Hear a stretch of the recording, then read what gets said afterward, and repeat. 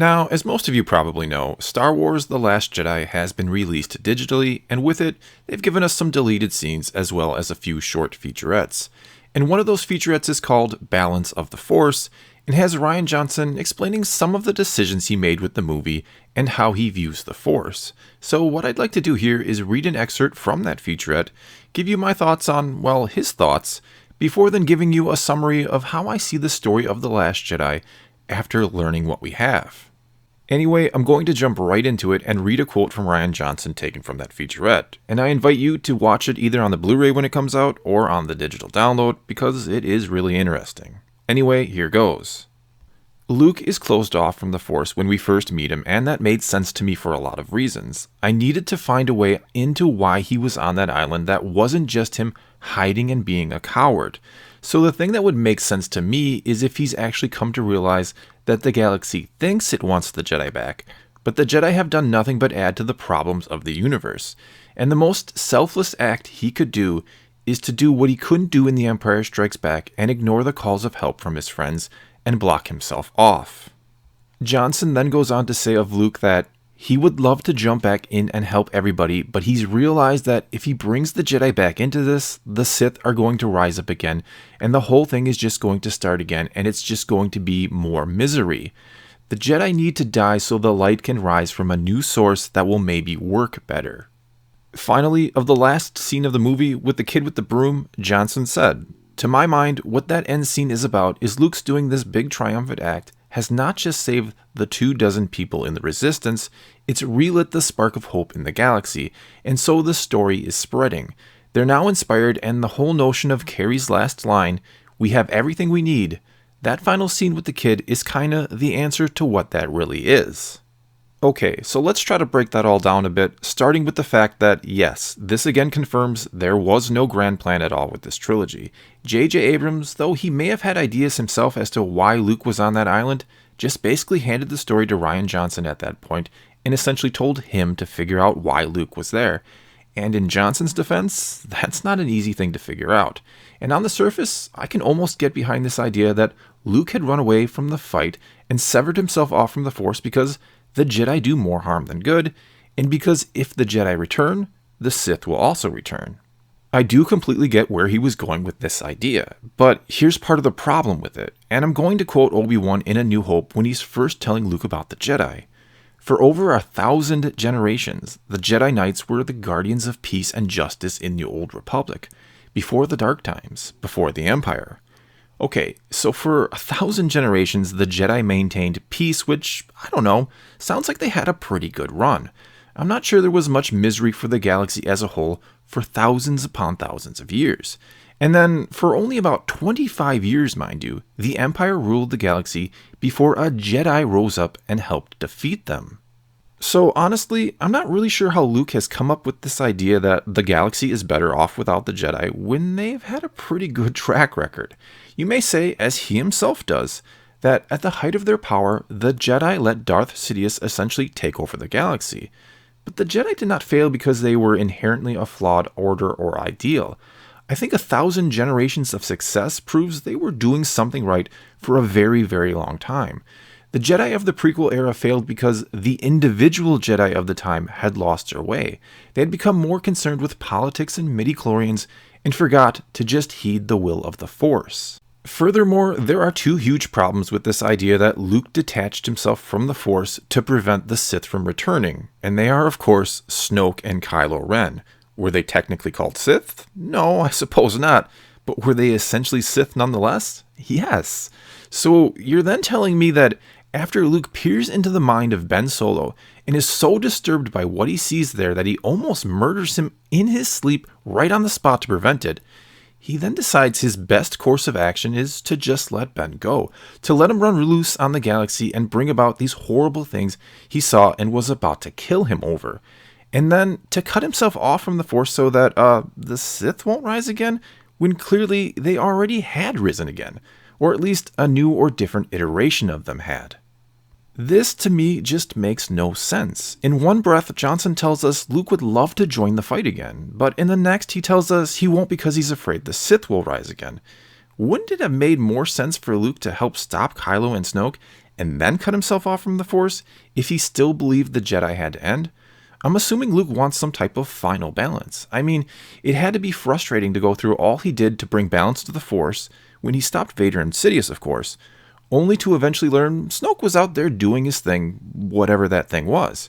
Anyway, the real question is, how does Luke think himself sitting on the island while Snoke and Kylo take over the galaxy is either doing any good whatsoever, or that it will eventually bring balance to the Force somehow? How is this logical thinking on his part? But wait, Johnson says of Luke, and I again quote, that he realizes the Jedi need to die so that the light can rise from a new source that will maybe work better. Because that's not what the first 6 movies were about?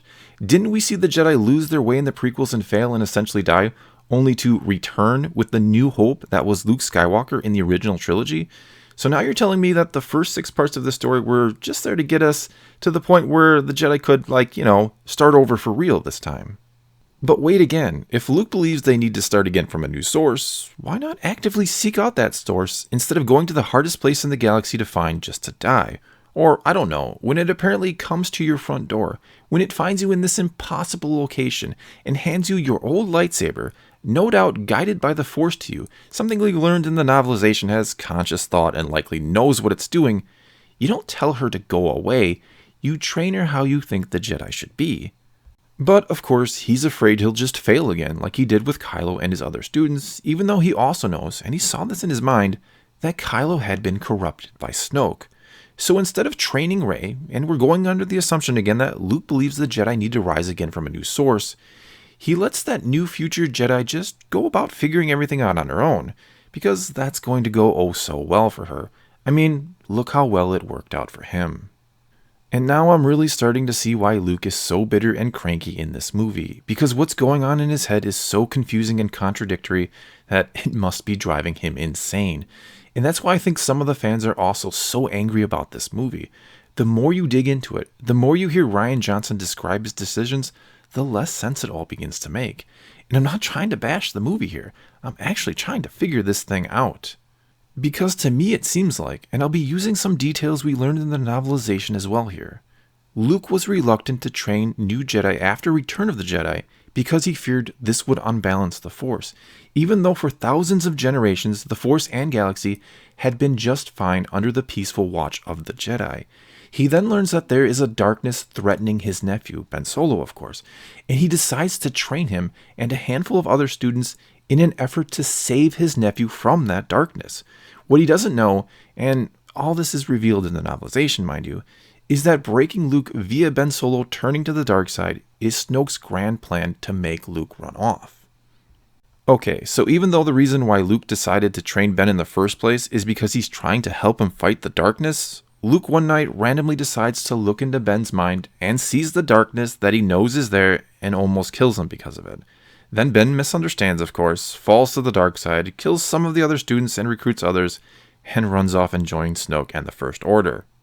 Luke's response to this is to blame himself for the failure, not Snoke who, as he states in the movie, got to Ben first. He decides the Jedi must end because they are a flawed system that, again, had 1,000 generations of peace under their belt until perhaps the most brilliant and powerful Sith came along, that being Sidious, and undermined them at their weakest moment.